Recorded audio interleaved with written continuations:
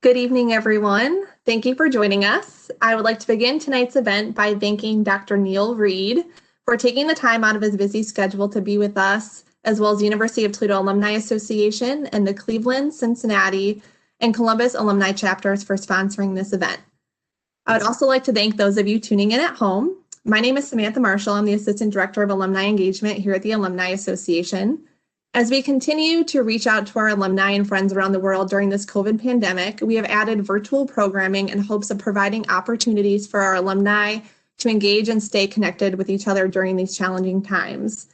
As a friendly reminder, all participants are currently on mute and this program is being recorded. Please feel free to use the chat bar, which should be located in the right-hand corner of your screen, to ask questions throughout the event. The format for tonight's event will consist of a presentation from Dr. Neil Reid on holiday ales, with pauses for check-ins from some of our alumni chapters, each with presenting an unprofessional tasting from their favorite holiday ale. Before we introduce Dr. Reid and begin tonight's presentation, I would like to introduce my colleague Paul Smith, who will start us off by introducing our first alumni chapter, leading us into their holiday ale. Paul? Thank you, Samantha. At this time, we'd like to welcome Robert Kramer, who is the president of the Columbus chapter of the University of Toledo Alumni Association. Robert's joining us and will be sharing an unprofessional tasting. After all, we all have regular day jobs. We're not professional beer tasters or drinkers. So he's going to share with us Citra Noel from the Columbus Brewing Company. Welcome, Robert. And as I've already probably mentioned, which beer you're going to share with us tonight. Can you tell us a little bit about the beer, what you like about the beer, and maybe how you describe the taste profile? Sure. Thank you, Paul. So I'm going to be speaking about Citra Noel tonight. This is a hoppy holiday ale from Columbus Brewing Company. It's a mahogany-colored ale. It features tropical fruit notes from citra hops and has a deep, rich malt character. So we'll go ahead and pour here. While that's pouring, so it's an IPA, so it is a bit hoppy, but not too much. At 34 IBUs, it's pretty well balanced. I'm not someone who likes something too hoppy as an IPA, but it's got a good flavor to it. Don't be discouraged by the claims of fruit notes. It's a note. It's a slight note. I'm not someone who wants an incredibly fruity beer. I want it to taste like a beer, right? And it's an absolute favorite beer at our house now. Like it says, with a deep, rich flavor. You can see it's got a nice color to it, that really good amber color. It tastes like a beer should, but with a wonderful holiday flavor to it. I would swear it even has some pine notes. It doesn't say that, but maybe just that you label it Christmas and you can't help but taste that. And with a good alcohol content of 7.3%, you don't need more than one or two for a nice evening and work towards that professional drinker status. So, cheers. Thank you, Robert. That was not only an impressive description, but also pouring a beer live on camera and getting it to come out perfect is definitely a skill, not something I'm good at, especially when all eyes are on you. So my wife is staring daggers at me for a nice desk right there. So I saved the desk. That's awesome. Well, thank you, Robert. And of course, best wishes to all of our alumni in the Columbus area as well. So at this time, it's now my pleasure to introduce Dr. Neil Reid. He's a professor of geography and planning at the University of Toledo, also known as the beer professor. Dr. Reid holds degrees from the University of Glasgow, Miami University, and Arizona State University, and has been a member of the UT faculty since 1991. Dr. Reid is known as the beer professor and is an expert on the craft beer industry and its economic geography. He teaches class at UToledo titled The Geography of Beer and Brewing. His research is focused on the industry's growth in the U.S. and its potential role in helping to revitalize neighborhood economies. He has presented lectures on the beer industry to international audiences all over the world. Please join me in welcoming Dr. Neil Reid. Okay, thank you very much, Paul, and thank you to both Paul and Samantha for this invitation to be here this evening. I'm sure we all wish we could be together, chatting with each other and, drinking a few beers in each other's company, but, COVID-19 doesn't permit that. But maybe hopefully by this time next year, maybe we can repeat this event and maybe we could get some folks together in the same room. As Paul mentioned, I'm a professor of geography and planning at the University of Toledo. I thought I'd give you a little bit of background about myself. You may have detected an accent. I did grow up in Scotland, born and raised in Scotland, and I did my undergraduate degree in geography at the University of Glasgow. I graduated from Glasgow in 1985 and came to the States and did my master's in geography at Miami University down in Oxford, Ohio. So spent 2 years in Oxford, headed out west and went to Arizona State University, where I spent 4 years and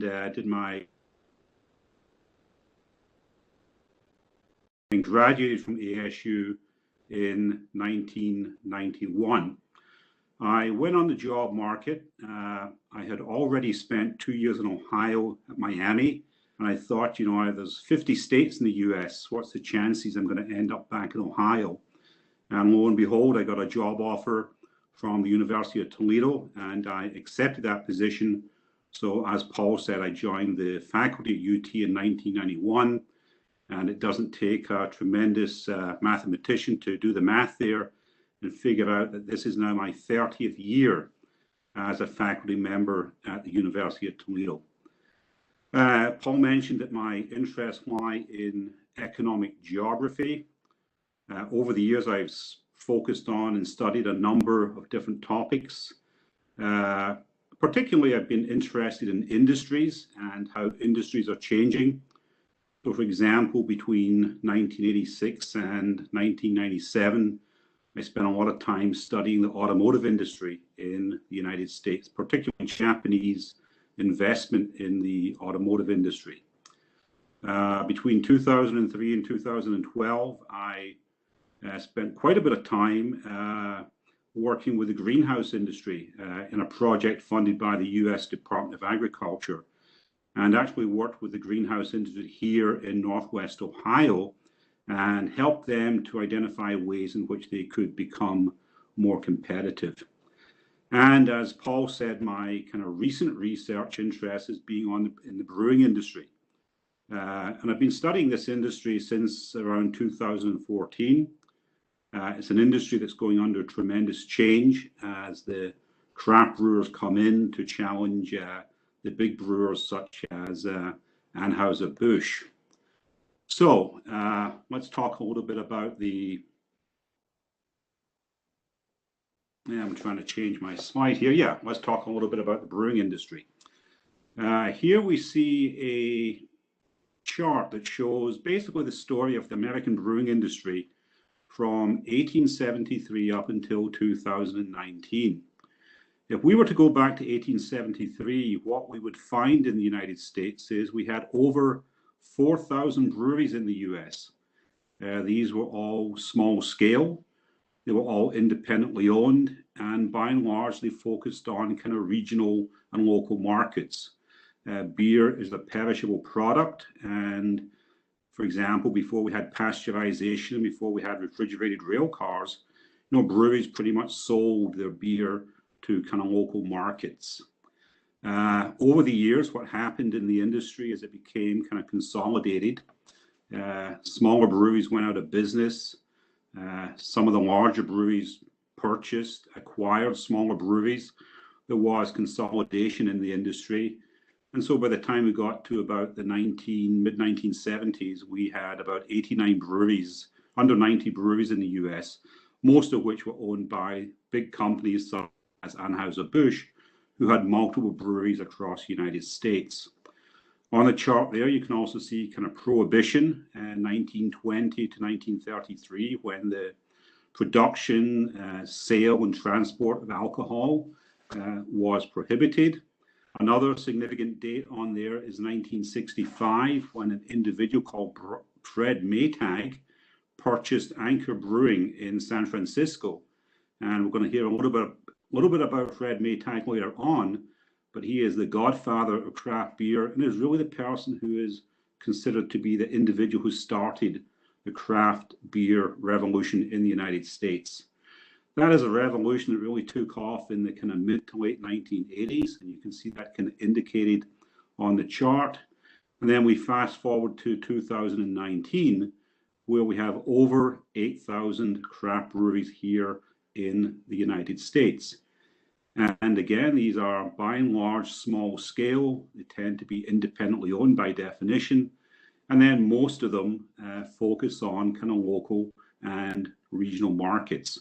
So that's really what has happened to the American brewing industry from the 1870s up until the present day. So the book of Ecclesiastes tells us there is a time for everything and a season for every activity under heaven. If you are a craft beer drinker, you can modify that slightly and say there's a time for everything and a season for every beer under heaven. We have just came out of the fall where many of us enjoyed pumpkin beers. I'm not a big fan of pumpkin beers myself, but I do appreciate the fact that there are folks out there who do enjoy the taste of a pumpkin beer.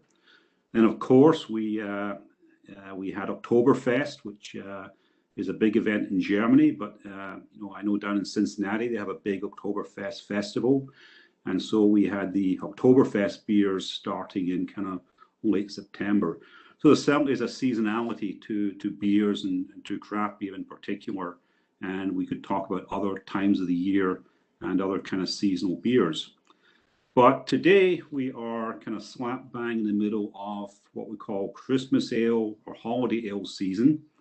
And that's really what I'm going to talk about this evening. So I'm going to divide my presentation into kind of three parts. First of all, what do we mean by Christmas ale? And then, where do Christmas ales come from? What is their kind of historical origin? What is their origin story?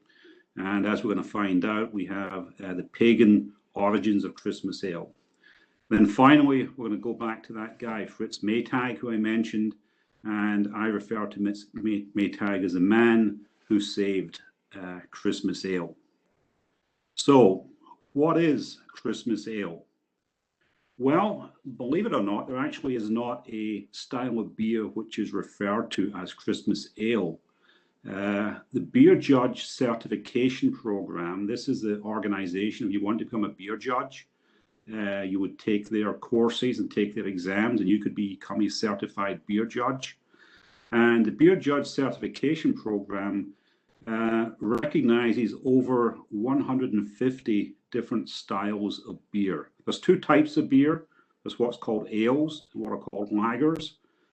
Within those two types, there's over 150 different styles. And the style of beer that the Beer Judge Certification Program recognizes are what they call winter seasonal beers. So they're not Christmas ales, they're not holiday ales, they're what they term winter seasonal beers. But as you can see here, they reference Christmas in their description of what a winter seasonal beer is. So a winter seasonal beers are beers that suggest cold weather and the Christmas holiday season, and may include holiday spices, specialty sugars, and other products that are reminiscent of mulling spices or Christmas holiday desserts. They tend to be stronger than the beers we might drink at other times of the year. They tend to be darker spiced beer that often have a rich body and warming finish, suggesting a good accompaniment for the cold winter season. So then a style of beer that really fits in well with the cold weather and the holiday season. Now, when you pick up a beer, whether it's a winter seasonal beer or whether it's another craft beer, what you really got to think about is, what you see, what you taste, and what you smell.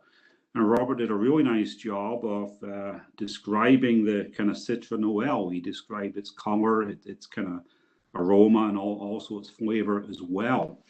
But again, the Beer Judge Certification Program, they have for every style of beer in the US, they have a very detailed description of what that style should smell like, what it should look like, and what it should taste like. So for winter seasonal ales, if we look at aromatics, they say a wide range of aromatics is possible, although many examples are reminiscent of Christmas cookies, gingerbread, English type Christmas pudding, evergreen trees, or mulling spices. And I know we're going to taste the 12 Dogs of Christmas Ale later on this evening, but this is from their 2019 label. And if you look at the label there, you can see it pretty much mirrors that description. They say it's spiced for the holidays with honey, cinnamon, ginger, nutmeg, and Santa's secret recipe. So there is a distinct taste and flavor or smell, to winter seasonal ales. In terms of appearance, they tend to be generally medium amber to very dark brown. Darker versions tend to be more common. In terms of flavor, many interpretations are possible, and they basically allow for brewer creativity. And this is one of the great things about craft beer, is every craft brewer has their own interpretation of any particular style of beer. So if you go to one brewery and taste a winter ale and go to the one 200 yards down the street, their winter ales are going to be perhaps quite different. They'll follow these general style guidelines, but they will reflect the kind of unique creativity of the individual brewer. So the result is a product that is balanced and provides some spice presentation. Now, when you pour a Christmas ale, there are kind of some guidelines that are again provided by the Beer Judge Certification Program. Many winter ales are best when served at cellar temperatures, so somewhere between 45 and 55 degrees. And to fully enjoy the rich malty flavors and aromas, it is recommended you pour them into bulbous glassware rather than those with straight sides. So 3 excellent examples of glassware which is suggested or recommended for Christmas ales would be snifters, goblets, and tulips. And what these kind of shapes allow you to do is you're going to get the full aromatics, you're going to get the full flavor when you drink your Christmas ale. So let's move on and let's talk about the origins of Christmas ale or holiday ales or winter seasonal beers. Christmas beers are prevalent today across Europe and North America. Not surprisingly, given their longer history of brewing, European Christmas ales have a longer heritage, a longer historical pedigree, if you will. And Norway in particular has an interesting heritage associated with Christmas ales. And so what I want to do now is talk a little bit about the pagan origins of Christmas ale in the European country of Norway. So Christmas ales have pagan origins. Long before Christianity reached Norway, the Norwegians celebrated the winter solstice by brewing and drinking beer to honor Odin, Frey, and other Norse gods. And this period was known in the Norwegian calendar as Yule. And this was basically a period that stretched from mid-November through until about mid-January, so a 2-month period. And the brewing of ale was one of the most important tasks of the early winter season. And interestingly enough, the first brew of the winter season was either laid out or poured on a stone for local gnomes and spirits to consume and enjoy. I never thought I'd use the word hangover and gnome in the same sentence, but there you go. So that was part of the tradition associated with these Norwegian winter solstice beers. Peasants in Norway would travel to the local pagan temple and they would bring along food and ale for a feast. Now, of course, this was before we had commercial breweries, and what we had is actually up until about 200 years ago, no Norwegian farm was complete without a brew house. So what we're talking about here is basically home brew, which people were bringing to the local temple. Everyone was expected to take part in the drinking of the ale. The first toast was made to Odin, and then to the other Norse gods. And then additional toasts were drunk to the memory of the departed.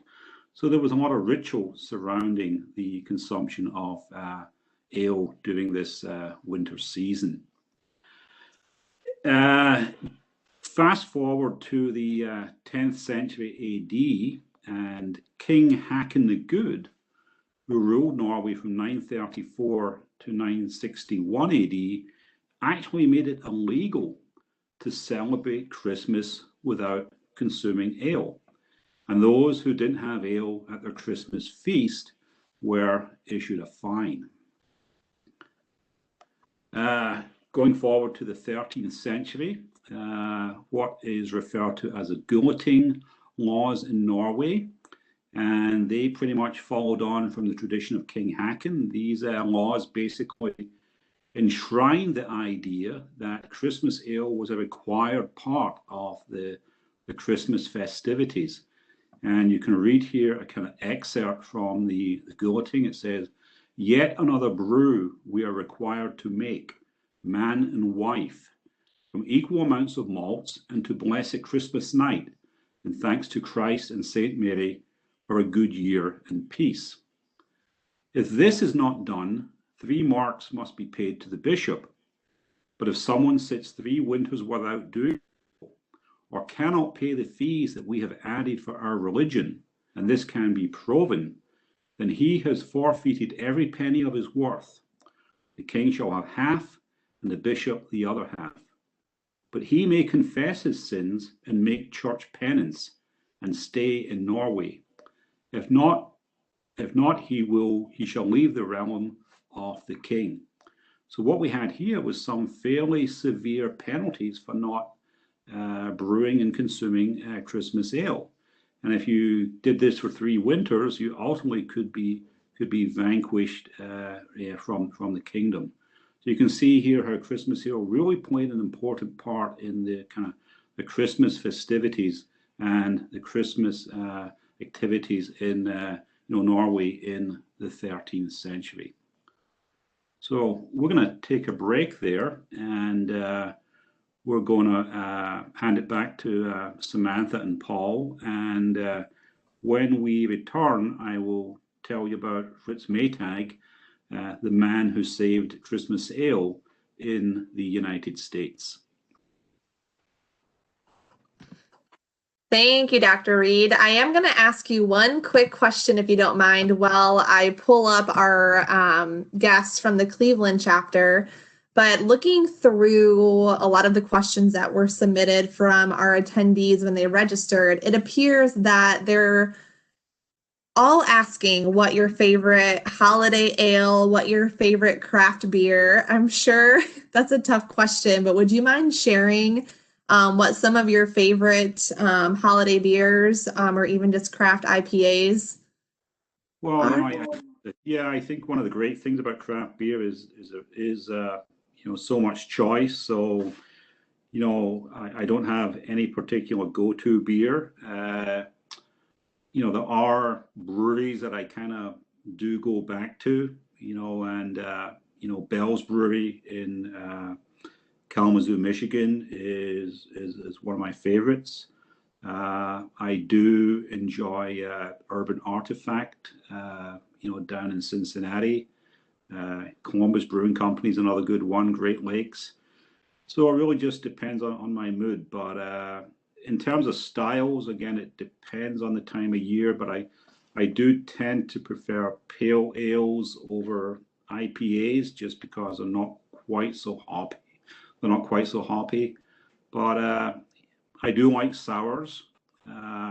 In terms of IPAs, I do like the New England IPAs because, again, they're not quite so hoppy, but they're a little fruitier in terms of their kind of flavor. So, I'm really all over the map. I mean, the ones I don't like, again, I'm not a big fan of pumpkin ales. I'm not a big fan of smoked ales. I've had one or two of those, and that smoky kind of overtones just don't do too much for me. So the one thing I tell people about beer is find out what you like, and there's no right or wrong. I mean, people often ask me, is that a good beer? I say, well, you taste it and you decide. I can't tell you what is a good beer for your particular palate. And I will guarantee, though, however, that there's a beer out there for everyone if you can just find the one that suits your particular palate. Thank you. So with that, before we get into the second half presentation today, I would like to welcome two of our chapter leaders from the University of Toledo Alumni Association Cleveland chapter. We have Nicole Beck and Stephanie Guthrie joining us, who are going to share a little bit about their favorite beers from the Cleveland area. I see Nicole, hi, and Stephanie joining us. So ladies, would you mind sharing a little bit about what we should expect from each beer that you're going to introduce to us this evening and what you like about them? Sure. Thanks, Sam. Thanks so much for pulling this event together. This is really fun. So we are actually sharing two beers with you tonight. So we have the Thirsty Dog Brewing Company 12 Dogs of Christmas Ale, and then the Great Lakes Brewing Company Christmas Ale. So the Thirsty Dog is spiced with honey and cinnamon, ginger, nutmeg, and Santa's Secret Recipe. The Great Lakes Christmas Ale has, again, very similar honey, cinnamon, ginger, all sorts of different spices. It's certainly a favorite among Clevelanders. And Stephanie is going to share a little bit about the tie between the two brews. Sure. So not to be outdone by any fanfare, we here in the Cleveland chapter decided to go with two, but there's more to that than just wanting to enjoy more holiday ales. So right now I'm holding the 12 Dogs of Christmas Ale, which Dr. Reid previewed just a moment ago. And a lot of folks here in Cleveland, when they think about the brewing scene, the quintessential brewery is Great Lakes Brewing Company. It's the oldest craft brewery in the Cleveland area. And it also is very much so associated with the Christmas and the holiday season. I can remember as a kid, my dad would run out a couple days before Christmas to our local beverage store, trying to grab that case of Christmas ale, and invariably it would be sold out. Christmas ale just truly is an event here in Cleveland. But legend has it that there was a brewer working at Great Lakes, and for whatever reason, he decided to leave the brewery. And this brewer was no ordinary brewer. He was the one who had all the know-how as it related to brewing Christmas ale. So as you can imagine, that's a pretty valuable piece of intellectual property to have at your brewery. And when your guy up and leaves and goes to a brewery down the street in Akron, birthplace of LeBron James, and takes the recipe with him, you can expect that there might be a little bit of urban folklore that develops around that. So part of that too is that people say that the 12 Dogs Christmas Ale is actually the original Great Lakes recipe, and that Great Lakes recipe changes just a little bit every year as they're trying to inch their way back to what once was theirs. So enjoy. Both have some very similar tasting notes to them, and both will hopefully make you appreciate the holiday season that much more. Cheers.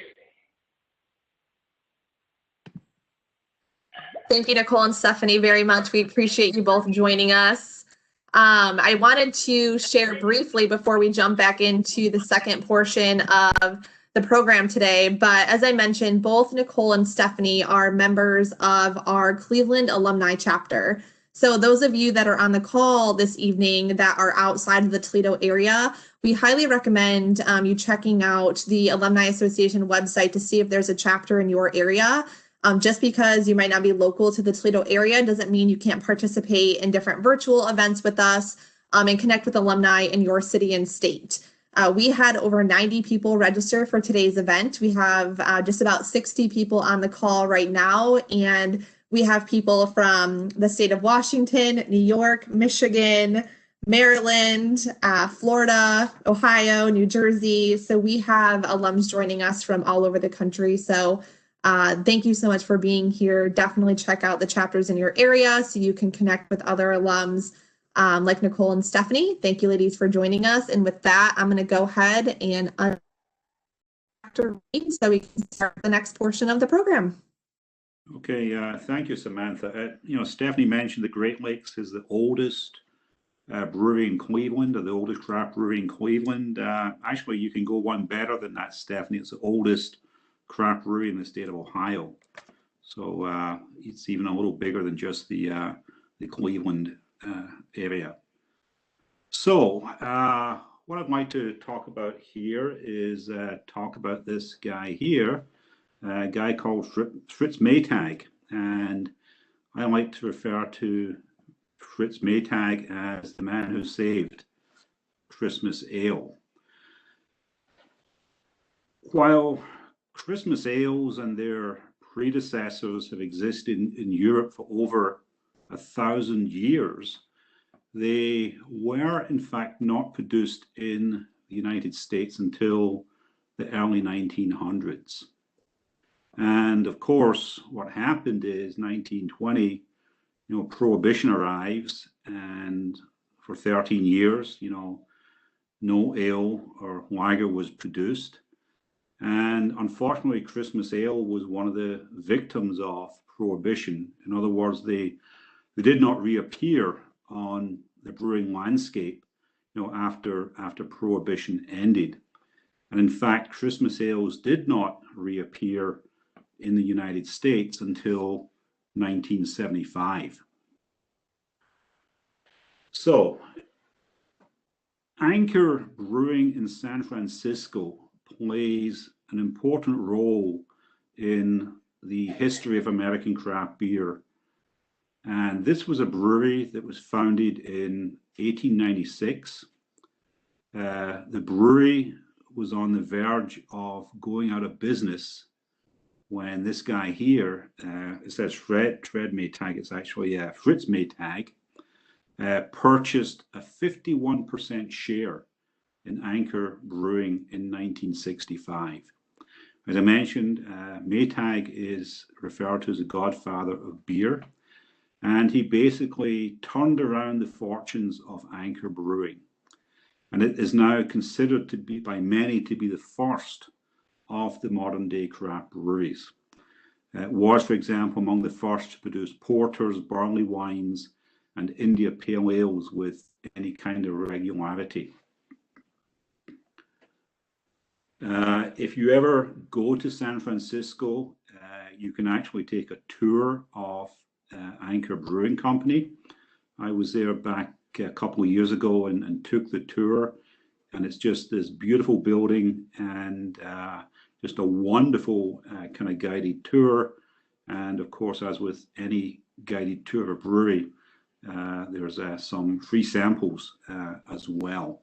But if you ever do get a chance to, if you're ever in San Francisco, this is well worth the tour, just because of the history of the brewery and its place in kind of craft brewing history in the United States. So it was in 1975 when Maytag created Anchor Christmas Ale. And as I mentioned, this was the first Christmas ale since Prohibition. And one of the interesting things about Anchor's Christmas Ale is that it's brewed to a different recipe every single year. So if you buy this year's Anchor Christmas Ale, it's going to be a little bit different than last year's Anchor Christmas Ale. And in fact, over the years, the recipe has evolved from a pale ale back in 1975 to what we think of as a spiced brown ale today. So every year it's a little bit different, which in some ways keeps it quite interesting, because you're never quite sure what you're going to get, but typically it's always very good. Now, not only do Anchor change the recipe every year, but they also change the label every year. And here's a picture that shows the Anchor Christmas ales starting on the left-hand side. That's 1975. So that's the very first one. And you see the one on the right-hand side is from 1982. So it's kind of interesting. They change the recipe, and they also change the label every single year. And the label in itself is actually really quite interesting. Here are just some 4 sample labels here, 1978, 1981, 2001, 2004. And this is the 1978 one was inspired by an evergreen in the Sierra Nevadas. The 1981 is actually an olive tree. 2001 is a California palm tree. And then the 2004 kind of reverts back to the original kind of archetypical type of Christmas tree. But it's really interesting not just to be able to taste the beer, how it's changed, but to see what the label is going to look like this year. Now, one common piece of Anchor's labels is it always says Merry Christmas and a Happy New Year. So you get the same message every year, a different beer, a different label. Now, the labels are also interesting because of the individual who designs these labels. With the exception of 2 years, Jim Stitt, who is a 93-year-old artist, has designed 44 of the 46 Anchor Brewing Christmas labels. The exceptions of that, he did not design the label in 1976. Anchor tried someone else and it didn't quite work out. And then Jim retired in 2019, so he did not design the 2020 Christmas label. But Jim is a fascinating individual, and he worked as an art director for an advertising agency in Los Angeles, and also as a technical illustrator for Boeing. And every year, what he did up until his retirement is he sat down and he designed these labels by hand. You know, it's just wonderful to think of someone who has that continuity and this association with this one particular beer, the Anchor Christmas Ale. Some of the labels are quite interesting in and as of themselves. The 1987 label, for example, is the only label which has 2 trees, and it features a Douglas fir and a coast redwood. And this honors the marriage of Anchor's owner, Fritz Maytag. Just a word about Fritz Maytag. The Maytag name, of course, is famous. We associate it with washing machines and household appliances. And in fact, Fritz Maytag is the grandson of Fred Maytag, who founded the Maytag Corporation, who makes these household appliances. The 2003 label is another interesting one. And in fact, commemorates the 200th anniversary of the Lewis and Clark expedition. And this particular label features the Sitka spruce, which was first identified by Lewis and Clark. So here's a beer that, and you know, many beers do this, you know, the labels can be very interesting in and as of themselves. And these labels for the Anchor Christmas Ale, you know, every year there's something just a little bit interesting going on. I saw someone just ask a question about Maytag cheese. Yes, it's the same family that is associated with Maytag cheese. So as I was preparing for this presentation, I did go to the Anchor website just to take a look at for their 2020 Christmas Ale. And one thing I came across is they're doing this really interesting thing this year, is they're selling 6 packs of beer which feature the Anchor Christmas ales from 2017, 2018, and 2019.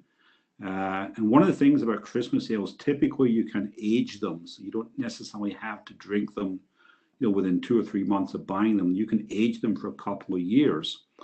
Unfortunately, with this vintage 6-pack, you can order it online, but you have to go to the brewery in San Francisco to actually pick it up. And I'm sure they're kind of going like hotcakes, because this would be a very interesting item to kind of sample those 3 years. I see someone just made a comment that they have a 2002 Anchor Christmas Ale in the cellar. Well, that's just wonderful. So I want to, if you want to know more about Anchor Brewing, learn a little bit more about it, I do have a blog, thebeerprofessor.com, and I visited Anchor Brewing in February of 2019, and I did a blog entry that I posted on March 1, 2019. If you want to learn a little bit more about Anchor and the history of the brewery, I invite you to visit my blog site. I titled this blog A Pilgrimage to Anchor Brewing, because it really was a pilgrimage. It was going to the brewery that kind of started the craft beer revolution in the United States. It's not the original building, but it's still the original brewery or brewing company, if you will. So I want to finish off this presentation with the 2020 Anchor Christmas Ale label. During a year when so many of us have been forced to spend time apart, Anchor Brewing wanted their Christmas ale to reflect the spirit of the season and the hope for better days ahead. And so this is their 2020 label. It's the Three Graces, a trio of sequoia trees that symbolize joy, hope, and togetherness. And this was designed by their new artist who replaced Jim Stitt, Nathan Yoder. So I think that's a nice way to kind of sign off here, to think about the year ahead, and to hope that 2021 is certainly one in which at some point we can get together with friends and family and enjoy some beers together.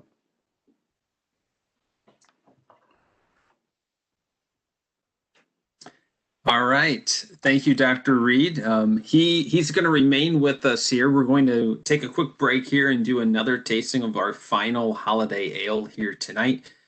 So at this time, you'll start thinking of your questions for Dr. Reid. You can submit them in the Q&A box, or we have many that were submitted ahead of time. So if you submitted a question ahead of time, we'll work to get to that as well. Well, we're getting our last tasting set up here. Dr. Reid, just a quick question.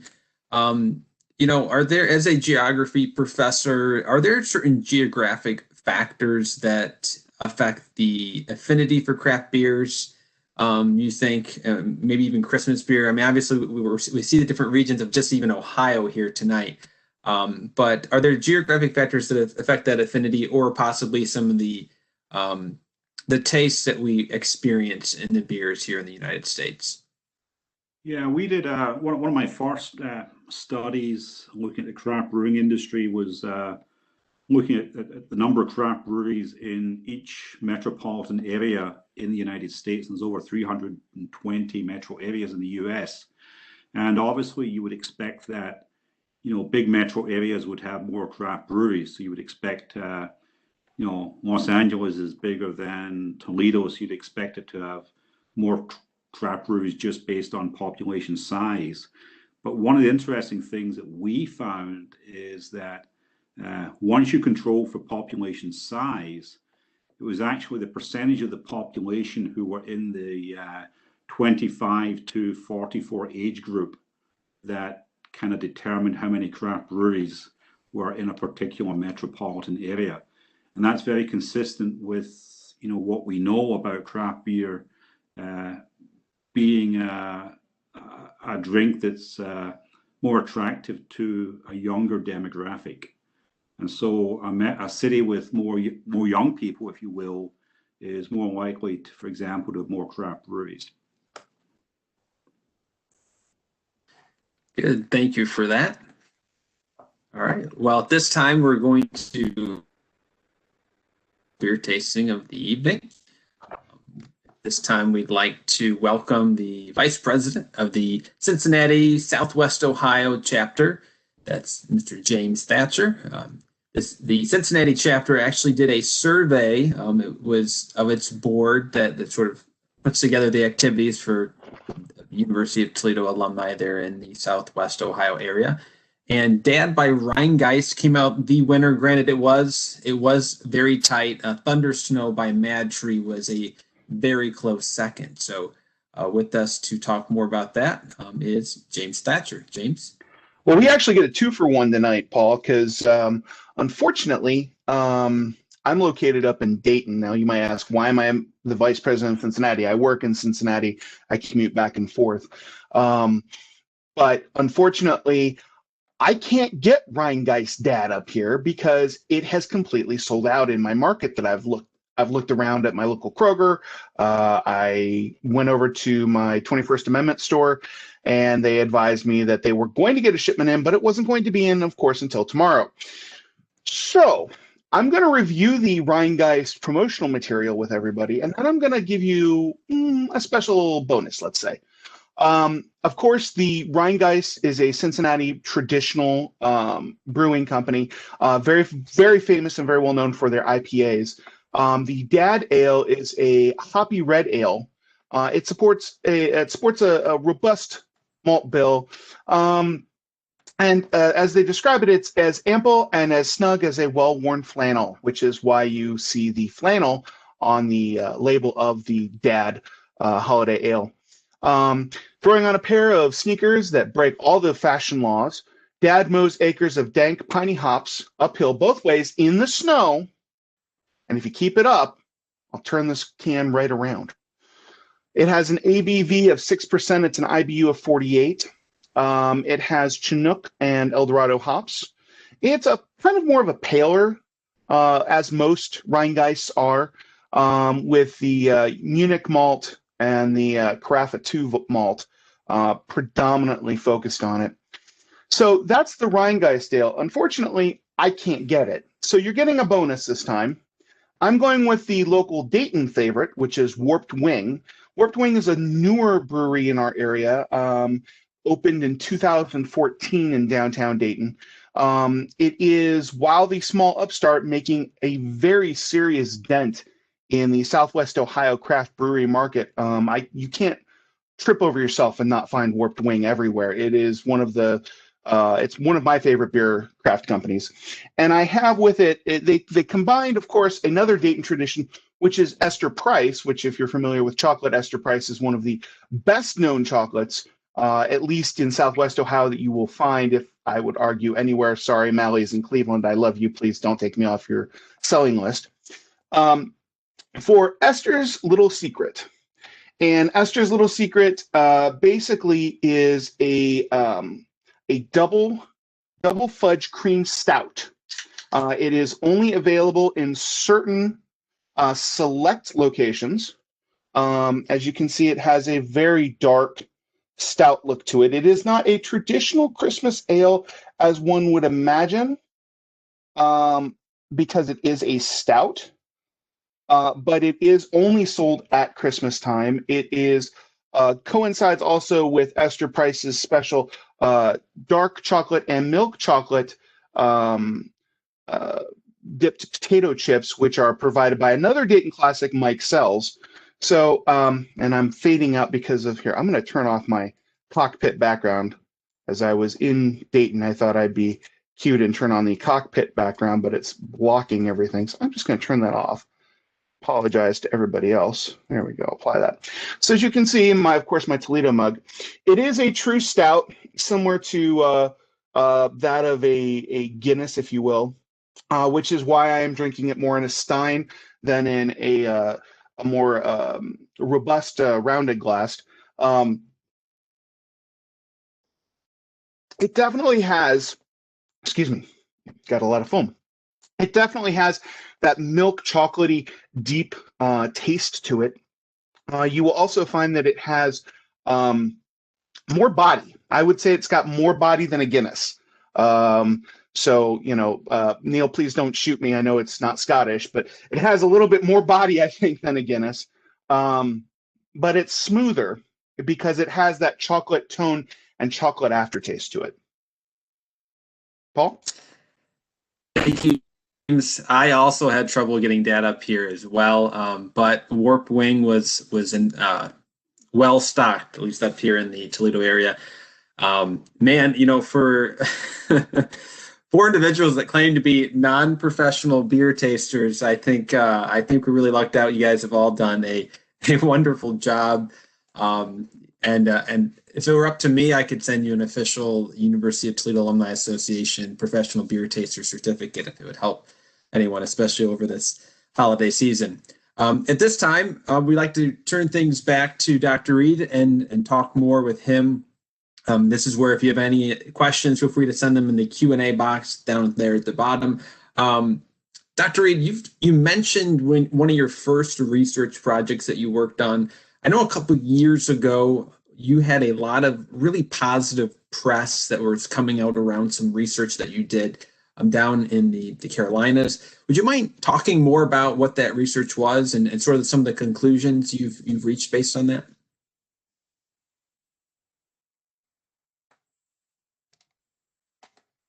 UNC Charlotte, and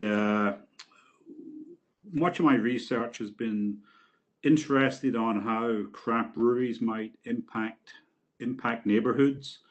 My kind of working hypothesis is that craft breweries have a neighborhood amenity. In other words, it's a good thing to have in a neighborhood.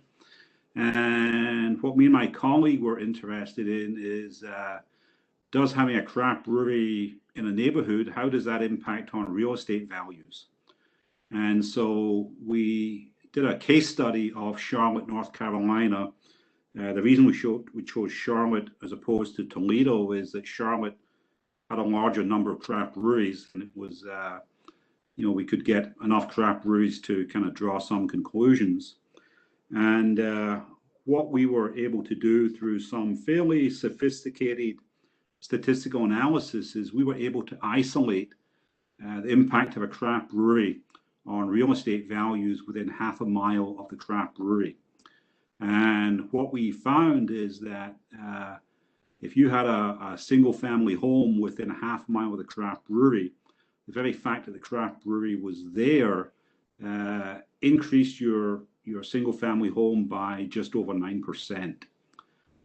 If you had a condominium, the increase in value was about 3%, and there was no impact on commercial properties. The one kind of caveat from that study is that this was one case study of one city. So, it's not possible to generalize those results beyond that one case of Charlotte, North Carolina.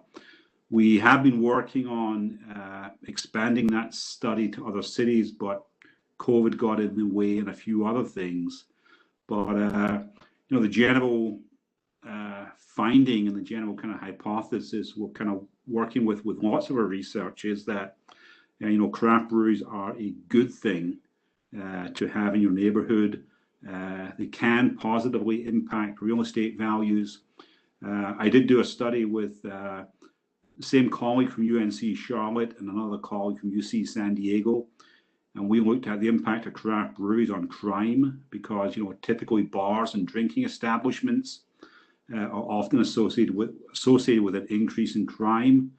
And again, based on that case study, we were able to conclude that, having a craft brewery in the neighborhood does not increase the incidence of crime surrounding the brewery. Also done some work with one of my graduate students on craft breweries in San Diego and looking at craft breweries and kind of walkability. And what we found is that, brew pubs, which depend upon foot traffic for most of their sales, is that they do tend to locate in walkable neighborhoods. So again, this idea that neighborhoods can be this, or craft breweries can be this neighborhood amenity in which, they don't cause an increase in crime rates. They might increase your property values. They tend to be in walkable neighborhoods. So all of these things we think are kind of positive indicators that craft breweries can have on a community.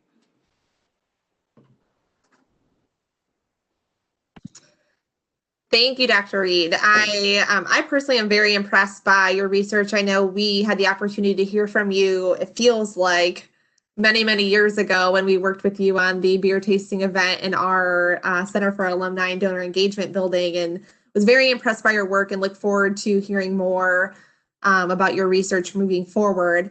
I do want to ask a couple of questions, a two-part question that came in from our registration questions about the craft beer industry. And that is, do you think the craft beer craze has peaked? And the second part to that question would be, what do you see happening over the next few years in the craft beer industry? Right. So that whole question of, is the bubble about to bust? Do we have too many craft breweries? People have been asking that question for 5 or 6 years now.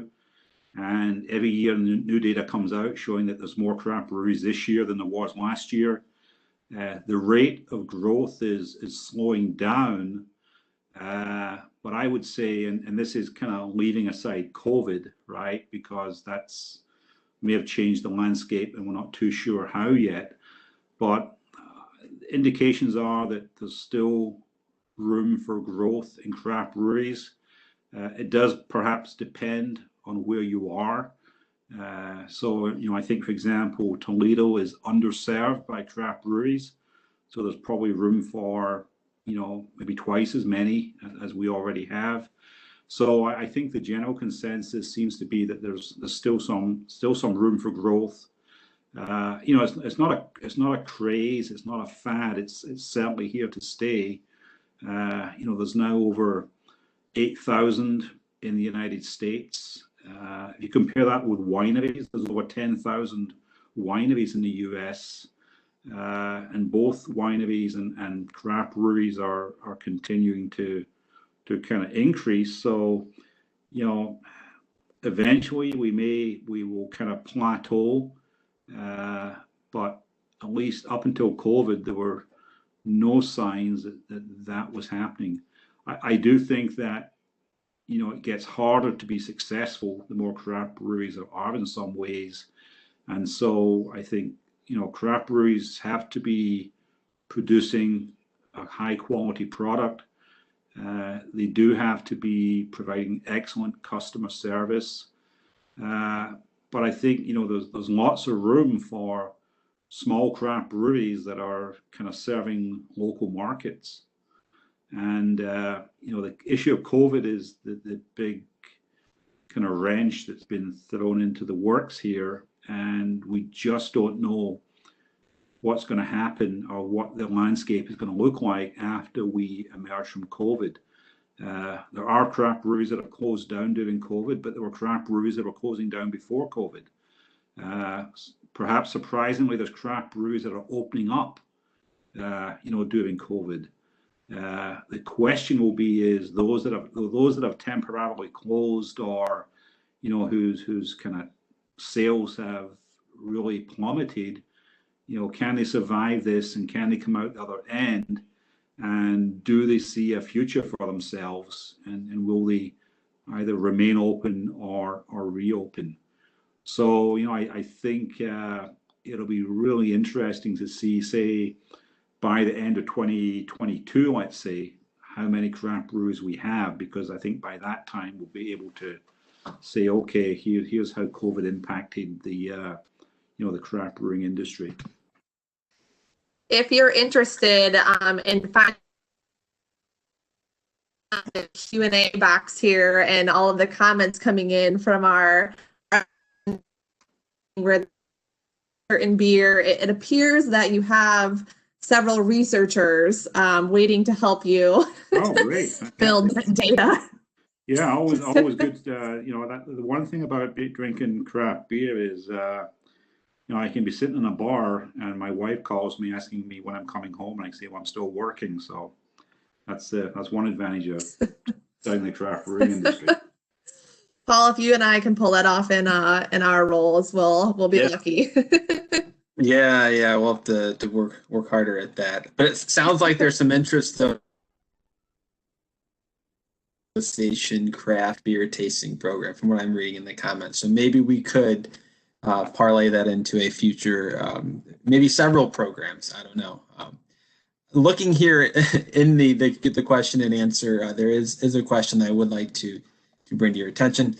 It said the beers we drank tonight were versions of IPAs or spiced ales. Any thoughts on more traditional winter warmers like Sam Smith's Winter Welcome, Pyramid Snowcap, Breckenridge Christmas Ale, or Red Hook Winter Hook? Yeah, so I mean, again, I kind of ran through the kind of style guidelines, you know, for winter seasonal beers. I'm actually drinking right now the beer that appeared on my opening slide, which is a Christmas ale from Bell's in Kalamazoo, Michigan, and that's actually a Scotch ale in terms of style. So I mean, there is latitude there, you know, within the style category, you know, for different sub styles and creativity. And again, I think it's as a craft beer drinker, it's finding the one that you enjoy and kind of going with that. Again, you know, you taste 5 or 6 different Christmas ales, and you could come up against 5 or 6 quite different kind of flavor profiles. So find the one you like and you know, stick with that if you're happy, and but always continue to experiment and try new ones as well. Thank you. I have an interesting question that came in, and it's not in the chat box, but another question that came in from our registration questions. This person is very interested in the growing market of non-alcoholic craft beers and wonders if you have any knowledge on that or what your thoughts are on that. Right. So non-alcoholic or a low alcoholic craft beer is one of the big trends right now. And interesting, it's not just the United States, it's also Germany, it's Belgium, it's other European countries. And, you know, this is partly tied into people who are looking for something that's a little healthier, some lower calories, more, you know, lower carbs. And so, yeah, I mean, it certainly is a kind of growing segment of the craft beer market. And, you know, there's actually a couple of craft breweries which specialize exclusively in non-alcoholic beer. There's one in Connecticut called Athletic Brewing Company in Stratford, Connecticut, and that's all they do is produce non-alcoholic craft beers. And yes, absolutely a segment which is doing very, very well.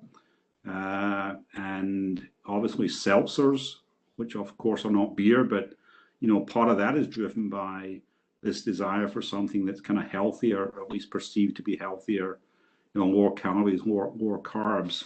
So yeah, so that non-alcoholic, low alcoholic segment of the industry is certainly something that's very significant. And again, it's market driven. So as long as the marketplace is demanding, you know, those types of craft beers, then you know, I think the craft breweries are going to respond to that market demand.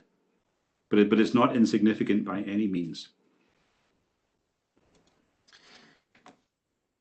So it looks like also in reading the questions that for those that are interested in Anchor Brewing Christmas Ale, they are available in the Toledo area. Several people have made that comment as well. So it looks like they're out there for those of you that are looking for doing some hunting these holidays for some various different beverages. Looks like there definitely have been some sightings in the Toledo area.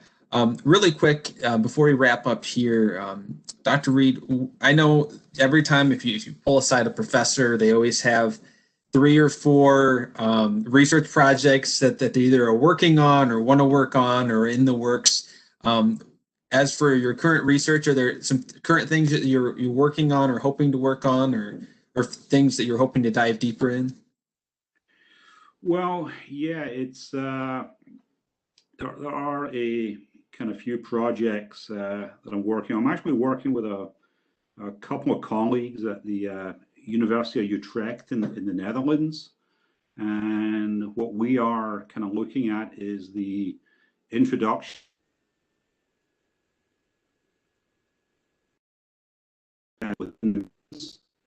and European kind of craft beer takes its cues and takes its leads from the American craft beer industry. So what we're kind of looking at is, who were the innovators? How did IPA get introduced to the Dutch market? How did it geographically diffuse through the Dutch market? And how did that whole process happen? So that's a really interesting project, partly because it's got that kind of international scope. I am working on another project with a PhD student of mine, and again, my colleague from UNC Charlotte, who actually is a UT alum as well. And what we're looking at is looking at performance indicators of craft breweries and trying to identify, what determines craft breweries what determines a high performing craft brewery versus those that are not perhaps performing so well. So those are a couple of projects I'm kind of working on right now. And so, there's always the thing about the kind of craft brewing industry is it continues to evolve, it continues to develop, and there's always interesting questions kind of surrounding the industry. Thank you very much. So with that, we want to be aware of everyone's time this evening, and we have so many additional questions. We could probably go for another hour and share the different questions and comments that have come in. But on behalf of the University of Toledo Alumni Association, we want to thank all of you for joining us this evening for this event. A special thank you to Dr. Neil Reid for joining us and sharing with us some of the most intriguing and enjoyable information I've ever heard on Christmas beer. You have an endless knowledge base of information, and we always enjoy working with you. It's been such a pleasure getting to know a little bit more about your research and the history of holiday ales over the past couple of weeks that we've had these different meetings. We'd also like to thank the various alumni chapters and their leaders who stopped by. As Paul mentioned earlier, you guys are professionals. I mean, I was blown away by your knowledge of the different beers in your area. So thank you so much for joining us. As we mentioned earlier as well, those of you that are not in the Toledo area and in different cities throughout the U.S., please take some time to see if there's an alumni chapter in your area. We're always trying to do events once the pandemic wraps in different cities and connect with our alumni and friends. So please take some time to check on our different chapter areas. And as a reminder, today's program was recorded. We will post the link to this recording on our videos on demand section of ToledoAlumni.org. And of course, we always remind you to please drink responsibly. And lastly, if you are not a member of the University of Toledo Alumni Association, we please ask you to consider joining today. You can visit ToledoAlumni.org. This is a link to your alma mater. It's truly such an exciting opportunity to be a part of the Alumni Association and connect with all of you. So please consider joining us. Give a gift of Alumni Association membership. If you're a member and you know someone that's not, it's a great time to attach an alumni membership card to one of your favorite 6-packs of holiday ales. So please take that into consideration. Dr. Reid, I'm going to ask that you hang on the line for a minute. We're going to wrap up with you. But with that, Merry Christmas and Happy Holidays. Thank you for joining us. And we hope to see you all again very soon. Thank you.